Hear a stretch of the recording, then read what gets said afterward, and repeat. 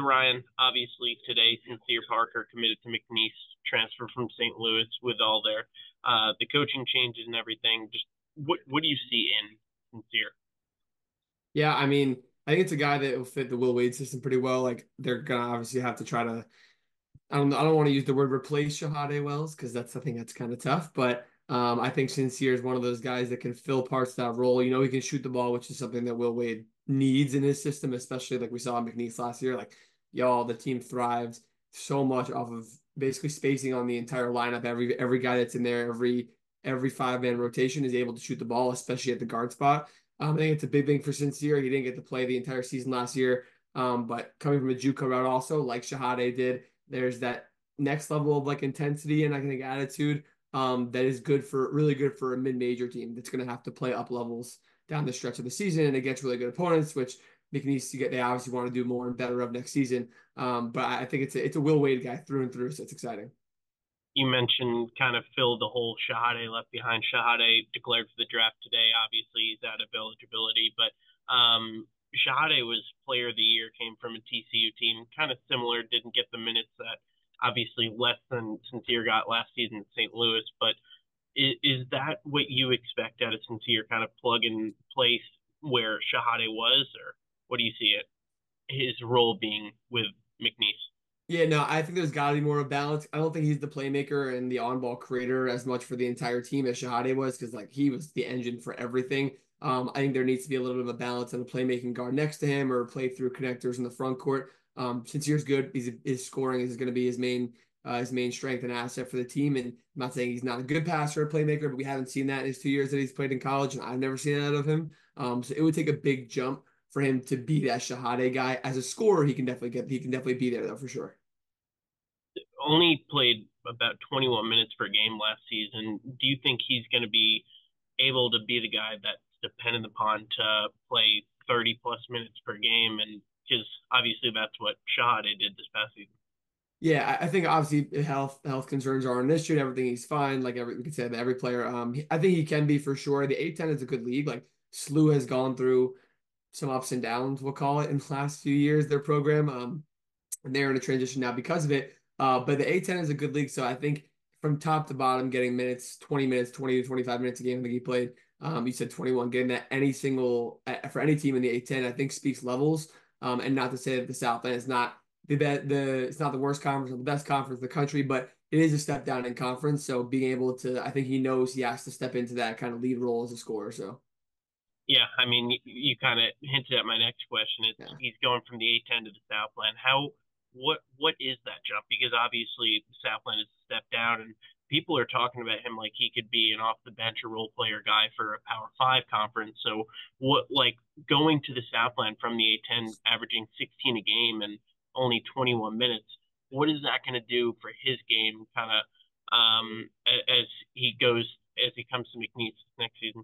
Yeah, you'd hope that that scoring volume could be there. I don't know off the top of my head, the per 40 minutes is probably over 30 points a game if on per 40. But I think it's a drop to a point where, like you said, like he can play on a power conference team and be a 6 or 7 guy off the bench. You look at the transfer portal now, and tons of guys that are getting recruited to any level of power program. A lot of them aren't scoring 16 points a game, and if they are, they're being focused on in the portal to become key players and starters and number one or two or three options for pretty decent or really, really good power teams. So I think that speaks levels, especially on, like you said, like the 20 minutes a game, 21 minutes a game, like scoring 16 a night for any level of team in the A10. Keep saying that is really good. So he should be able to be one of the best scorers in the South End, but we'll kind of see what we get. So We don't really need to talk about the whole landscape of college basketball. We could be here for an hour. But what does it say about Will Wade, about McNeese, that they're able to get these guys like a Shahade Wells last season, now Joe Charles and Sincere? They're able to get them to a conference that traditionally doesn't have a whole lot of yeah. big names. So what does that say about kind of Will Wade and McNeese as a whole? Is the landscape of college basketball and college athletics as a whole is drastically changing?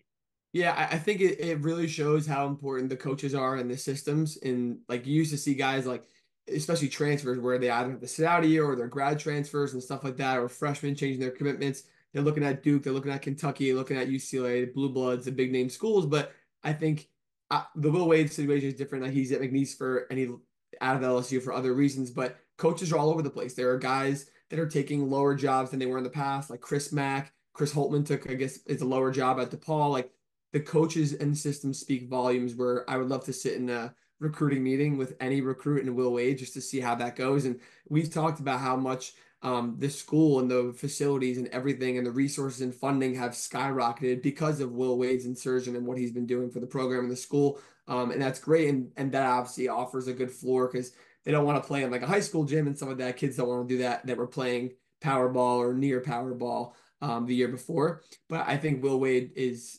obviously an unbelievable coach. He's a player's coach. He connects with the players very well. And that speaks levels. And there are only a few coaches that really do this in the portal. We're talking like Eric Musselman and guys like that, that Will Wade is kind of trying to put himself into because it's not easy to get a bunch of, like you're saying, big time recruits or quote unquote big time recruits in the portal landscape to come to McNeese State so easily, especially if you heard that a couple of years ago, you would say, yeah, who's going to go there? So. One last question about Cincinnati. We'll talk about Joe Charles in a second, but McNeese obviously this past season was more small ball, and that's what hurt them against Gonzaga. They still have DJ Richards coming back. Shoemate is expected to be back. A couple other guys from last season. What kind of role do you see him playing? Is he going to be kind of the shut up threes and at a high rate, or what do you? I mean, in 21 minutes, he still averaged 4 rebounds, which for a guard is pretty solid. So, what kind of role do you see him playing with Will Wade with McNeese? Yeah, he honestly, there's a chance he'll be the primary scorer and the primary option on the ball and like the half court offense and stuff like that. And whether he tries to make him the engine or not is kind of TBD. I have my doubts that he'll be that engine like we were saying before, like the Shahade was as a playmaker and creator and stuff.